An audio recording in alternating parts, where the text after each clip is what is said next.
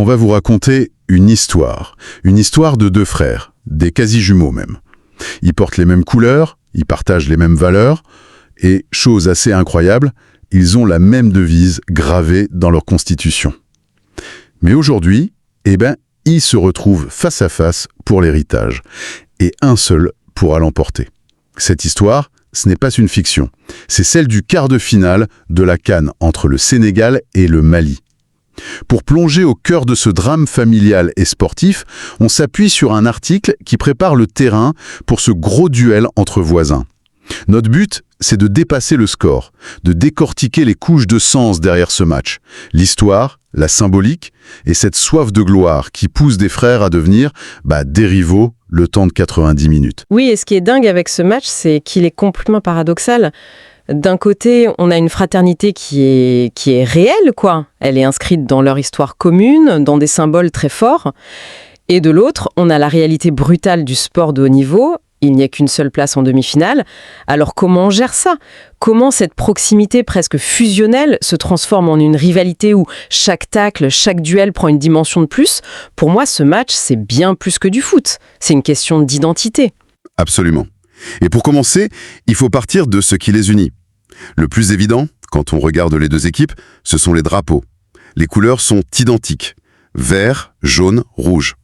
C'est une connexion visuelle immédiate, quoi. Un art de famille. Mais honnêtement, en lisant la source, je suis tombé sur un truc qui m'a vraiment bluffé. Ah oui? Leur devise nationale. Ce n'est pas juste similaire, c'est mot pour mot la même. Un peuple, un but, une foi. C'est fou, non? Comment c'est possible? Voilà, on touche au cœur du sujet. Ce n'est pas du tout une coïncidence, c'est le fantôme d'un projet politique commun. Cette devise, c'est l'héritage direct de la Fédération du Mali. C'était une union très brève entre le Sénégal et le Soudan français, qui est devenu le Mali, juste après l'indépendance en 1960. Ah, d'accord. La fédération a éclaté au bout de 2 mois à peine, mais la devise, elle, est restée, comme un souvenir ou une cicatrice partagée. Attends, donc ce match, ce n'est pas juste un derby. C'est une sorte de réunion de famille un peu tendue, 60 ans après une séparation. C'est une lutte symbolique pour savoir qui porte le mieux cet ADN commun, quoi. La tension n'est pas seulement sportive, elle est historique. C'est un drame familial qui se joue sur un terrain de foot à Tanger. Et là, la phrase de l'article « La fraternité touchera à ses limites », elle prend une toute autre dimension. C'est pas juste la camaraderie qui s'arrête au coup d'envoi, c'est cette histoire commune qui est mise à l'épreuve. C'est un peu le dîner de famille où tout le monde s'adore jusqu'à ce qu'on sorte le Monopoly. Et là, la fraternité... C'est exactement ça. Elle vaut plus grand-chose face à l'envie de gagner. C'est ça, mais avec un enjeu bien plus grand. La différence, c'est que là, la victoire de l'un est l'échec de l'autre. Ce n'est pas un adversaire lambda qu'on élimine.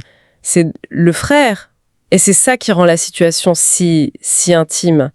Et la victoire, potentiellement, c'est glorieuse, ou la défaite, c'est amère. Et justement, ce n'est pas une partie de Monopoly. C'est vendredi à 16h GMT à Tanger. L'enjeu est monumental. Une place en demi-finale de la CAN, avec la finale à Rabat en ligne de mire. Et ce qui rend la bataille encore plus complexe, c'est ce que dit la source. Les deux équipes se connaissent par cœur. On pourrait croire que ça simplifie les choses, mais non, c'est tout l'inverse. Ça transforme le match en une partie d'échec. Ce n'est plus seulement une question de talent, mais de qui va réussir à surprendre l'autre. On entre dans une guerre psychologique. C'est-à-dire ? On peut imaginer des exemples concrets, bien sûr. Par exemple, le Sénégal sait peut-être que l'arrière droit malien monte beaucoup. Est-ce qu'ils vont essayer de surcharger son côté avec des attaques rapides? C'est une possibilité. Et inversement, le Mali sait que le Sénégal adore presser très haut. Alors est-ce qu'ils vont préparer des longs ballons très précis dans le dos de la défense pour les piéger? La ruse dont parle l'article, elle se joue là-dedans. Dans ces micro-décisions, ces pièges tactiques, gagner, ce sera prouver qu'on est non seulement plus fort, mais aussi plus malin. Donc, ce n'est pas juste une question de qui a les meilleurs joueurs, c'est qui va tendre le piège le plus intelligent. Et c'est là que les deux narrations s'opposent. L'article se concentre beaucoup sur le Mali, on va y venir, mais parlons d'abord du Sénégal. Quelle est leur histoire à eux dans ce match ? Ah, c'est un point crucial. L'article se focalise sur la quête malienne. C'est plus romantique peut-être. Mais ce serait une erreur de ne voir le Sénégal que comme un obstacle. Pour eux, l'enjeu est différent, mais tout aussi intense. Le Sénégal, c'est le champion en titre. C'est le grand frère, statutairement. Leur fardeau, ce n'est pas la quête d'une première fois.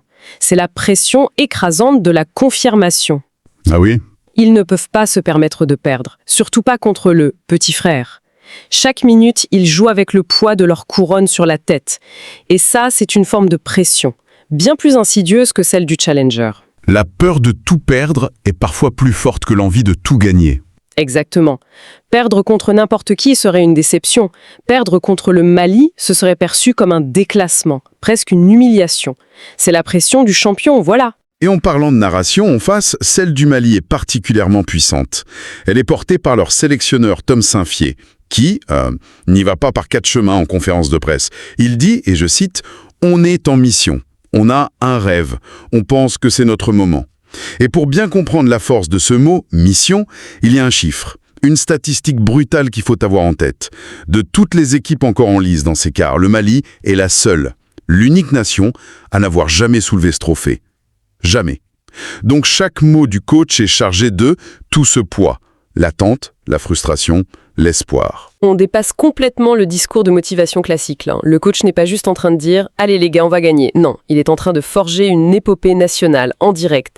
En utilisant le mot « mission », il transforme ce quart de finale en un chapitre décisif de l'histoire du Mali. Il dit à ses joueurs et à son peuple, ce n'est pas juste un jeu, c'est notre destinée qui se joue. C'est une quête pour l'honneur, pour la reconnaissance, pour enfin inscrire leur nom au palmarès. C'est une charge émotionnelle énorme. Et la fin de sa déclaration est encore plus forte.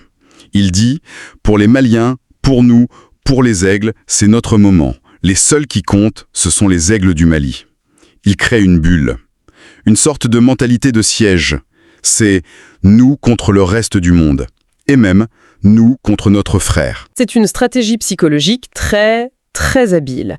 Il isole son équipe pour la souder encore plus. Il leur dit « l'histoire, les attentes, le statut de l'adversaire, rien de tout ça ne compte. Seule notre volonté importe. » Il essaye de transformer ce poids de l'histoire en carburant.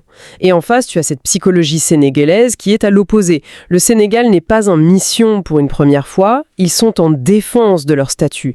Et la peur de perdre ce qu'on a durement gagné, c'est une motivation parfois encore plus complexe à gérer. On a donc deux dynamiques qui sont Totalement opposés. D'un côté, l'élan de l'espoir, l'énergie de celui qui n'a rien à perdre et tout à gagner. De l'autre, la tension de celui qui est au sommet et qui sait que la chute est possible. C'est fascinant. C'est le cœur du duel psychologique. Est-ce que l'insouciance et la fin de l'outsider historique peuvent faire dérailler la machine froide et expérimentée du champion? Le Mali veut goûter à ce nectar si enivrant, comme le dit joliment l'article, pour la toute première fois. Le Sénégal, lui, connaît déjà ce goût et fera tout pour ne pas le laisser à quelqu'un d'autre, surtout pas à son voisin. En résumé, ce n'est donc pas seulement les lions du Sénégal contre les aigles du Mali. C'est l'histoire avec un grand H qui s'invite sur le terrain. C'est une fraternité née d'un rêve d'union qui se heurte à une ambition de gloire individuelle. C'est l'histoire d'une identité partagée, de ce drapeau, de cette devise commune qui va devoir se fracturer le temps d'un match pour couronner un seul vainqueur. Et la question qui va se jouer sur le terrain de Tanger, c'est donc celle-ci. Est-ce que l'immense désir du Mali, cette nation en mission, est-ce que ce sera assez puissant pour faire tomber le champion, son voisin, son rival, son frère sénégalais? Un adversaire qui connaît chacun de ses secrets et qui, c'est sûr, ne lui fera absolument aucun cadeau. Et ça soulève une réflexion finale qui va au-delà du score. Au-delà de savoir qui va gagner, la vraie question est peut-être de savoir quelle narration l'emportera. Est-ce que ce sera celle de la première fois, une histoire pleine d'espoir, de romantisme comme le football les adore? Ou est-ce que ce sera celle plus dure, plus pragmatique, de la confirmation, où il faut prouver encore et encore qu'on est le meilleur? L'histoire du foot africain, est-ce qu'elle préfère les contes de fées ou les règnes établis? La réponse, on l'aura sur le terrain.